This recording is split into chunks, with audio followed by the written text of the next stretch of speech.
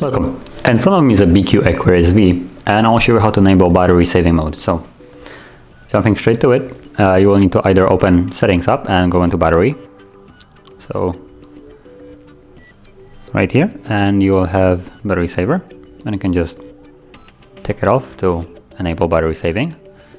Or you can also do it just through the notification, and as you can see, this little battery, when you tap on it, you will get it right here. And you can just enable it from here. Now it will increase like the battery life of your device, and also in certain cases kind of slow down the device and maybe disable like background apps to a certain degree. So be mindful of that when you're, let's say, receiving notification a little bit slower.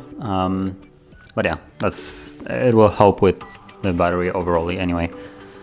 So if you found this video helpful, don't forget to hit like, subscribe, and thank you for watching.